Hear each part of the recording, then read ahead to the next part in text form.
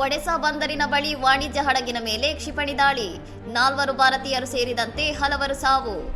ಉಕ್ರೇನ್ನ ಒಡೆಸಾ ಬಂದರಿನಿಂದ ಹೊರಟ MV golden Leo ವಾಣಿಜ್ಯ ಹಡಗಿನ ಮೇಲೆ ರಷ್ಯಾದ 3 ಕ್ರೂಸ್ ಕ್ಷಿಪಣಿಗಳು ಅಪ್ಪಳಿಸಿದ ಪರಿಣಾಮ ಕನಿಷ್ಠ 4 ಭಾರತೀಯರು ದುರ್ಮರಣಕ್ಕೀಡಾಗಿದ್ದಾರೆ.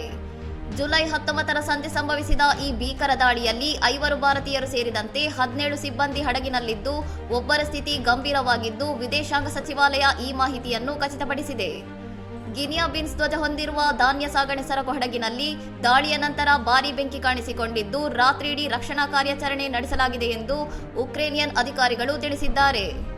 ಮುಂಬೈ ಮೂಲದ ಓಷನ್ ಗ್ರೇಸ್ ಶಿಪ್ಪಿಂಗ್ ಲಿಮಿಟೆಡ್ ಒಡೆತನದ ಈ ಹಡಗಿನ ಮೇಲಿನ ದಾಳಿಯನ್ನು ಭಾರತ ತೀವ್ರವಾಗಿ ಖಂಡಿಸಿದ್ದು, ವಾಣಿಜ್ಯ ಸಾಗಣೆ ಮತ್ತು ನಾಗರಿಕ ಸಿಬ್ಬಂದಿಯನ್ನು ಗುರಿಯಾಗಿಸುವುದು ಶೋಚನೀಯ ಎಂದು ತಿಳಿಸಿದೆ. ಮೃತರ ಕುಟುಂಬಗಳಿಗೆ ವಿದೇಶಾಂಗ ಸಚಿವಾಲಯ ಸಂತಾಪ ಸೂಚಿಸಿದ್ದು, ಉಕ್ರೇನ್ನಲ್ಲಿರುವ ಭಾರತೀಯ ಮಿಷನ್ ಗಾಯಾಳುಗಳಿಗೆ ಮತ್ತು ಎಫೆಕ್ಟೆಡ್ ಸಿಬ್ಬಂದಿಗೆ ಅಗತ್ಯವಿರುವ ಎಲ್ಲ ನೆರವನ್ನು ನೀಡುತ್ತಿದೆ. ಕಪ್ಪು ಸಮುದ್ರದಲ್ಲಿ ರಷ್ಯಾ ಮತ್ತು ಉಕ್ರೇನ್ ನಡುವೆ ಬಂದರುಗಳು ಹಾಗೂ ಸರಕು ಹಡಗುಗಳ ಮೇಲಿನ ದಾಳಿಗಳು ತೀವ್ರಗೊಂಡಿದ್ದು, ಇದು ಜಾಗತಿಕ ಧಾನ್ಯ ಪೂರೈಕೆ ಮತ್ತು ಕಡಲ ಭದ್ರತೆಯ ಬಗ್ಗೆ ಹೊಸ ಆತಂಕ ಮೂಡಿಸಿದೆ.